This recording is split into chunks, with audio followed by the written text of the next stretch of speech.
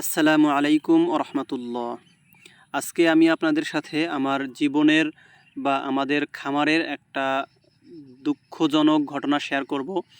এইখানে যে দেখতে পাচ্ছেন যারা কাজ করতেছে বা যেই গাছগুলো উঠাইতেছে, আসলে এই গাছগুলো আমাদের বাগানের যেই লিচু গাছগুলো ছিল, আমাদের এই বাগানের লিচু গাছগুলো এগুলো আমরা গাছগুলো আমাদের বাগান থেকে তুলে ফেলতেছি। কারণ আমরা এই গাছগুলো আজ থেকে প্রায় 7 বছর বা 8 বছর আগে এই গাছগুলো লাগাইছিলাম লিচু পাওয়ার জন্য।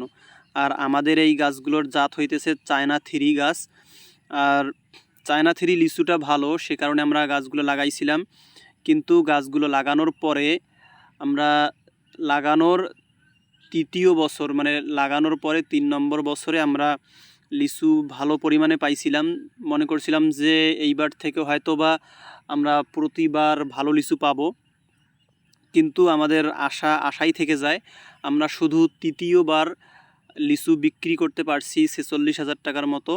কিন্তু তারপর থেকে হয়তো বা বৃষ্টির কারণে বা রোদের কারণে, মানে যে কোনো একটা সমস্যার কারণে আমাদের প্রতিবারই এরকম লিচু হয় না।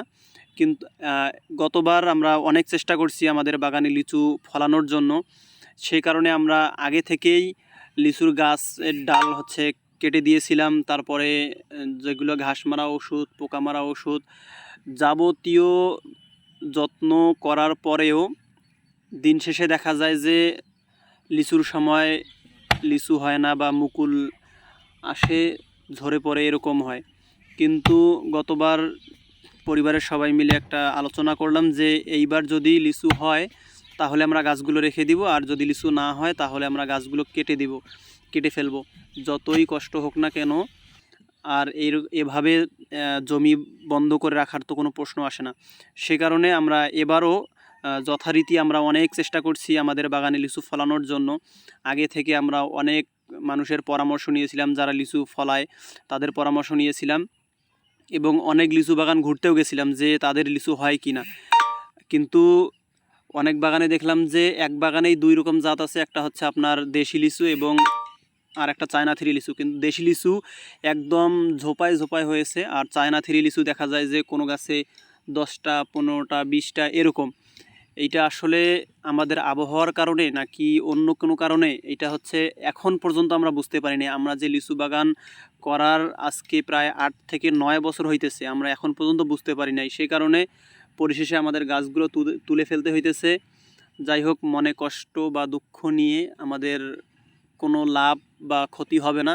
আল্লাহ যা আমাদের ভাগ্যে লিখে রাখছে সেটাই হবে, আলহামদুলিল্লাহ। তারপরেও তো আমরা গাছগুলো তুলে ফেলতেছি, আর জমি খুব তাড়াতাড়ি আমরা রেডি করব। দেখা যাক এইখানে অন্য কোনো ফসল ফলানো যায় কি না।